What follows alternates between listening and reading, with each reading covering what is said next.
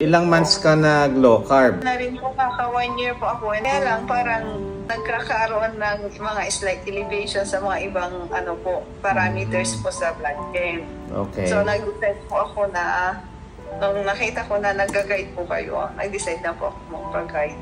Ilang months tayo? 2 months po do. Okay. Marami kang natutunan? Po, number 1 is stress. Stress management. Kasi po sa trabaho, so nai-stress na pupuyat. Congratulations, ha? Yes po, nung guided, parang tinanggal ko na yung worries sa isip, sa mga trabaho, ganun po. And yung full trust sa nag-guide sa'yo, and of course, yung dapat kung ano yung goal mo, mag-focus ka, and above all po, yung panalangin na sana gumaling yung mga karamdaman, kasi kahit na ginagawa mo yung best mo, kung kulang din sa panalangin, we all entrust in God's hand. Yes. Oh, congratulations. Yung liver enzymes nag-normal, yung uric acid nag-normal.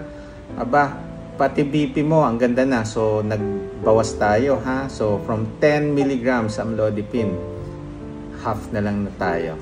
Observe pa rin. I-monitor mo pa rin yung BP, then update mo na lang ako pagka may mga concern. Okay, continue lang tayo. Sa umpisa, alam ko, nahirapan ka. Yes po, Doc. Pero nung sinabi nyo natanggalin ko na yung isang pill ko na tinitik, kasi wala na akong ovaries, pinagtitik ako ng hormonal pills. So parang sabi nyo, parang yun yata yung nakapagpapataas ng liver enzyme. Nung tinanggal po yun, then strict low carb, nag-normal po. So hindi ko po inaasahan. Akala ko bababa lang siya ng konti nung nagpakuha ko ng bagong blood chem, pero nag-normal po siya. Wow, congratulations. So tuloy lang natin, strict low carb, adapt, evolve. Imagine mo, nag-evolve ka. Continue mo yung mga exercise, yung fasting, and then after 6 months na tayo. Yes po, Doc. Pero kung may mga concern, message nyo lang ako. Yes po. Kaya pati yung anak ko po, Doc, inano ko na rin po sa inyo. So family na, no? Na-adapt na rin ng family.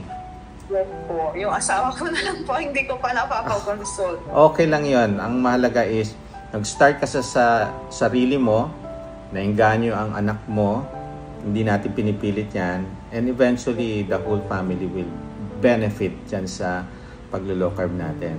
And congratulations ulit. Okay? Thank you so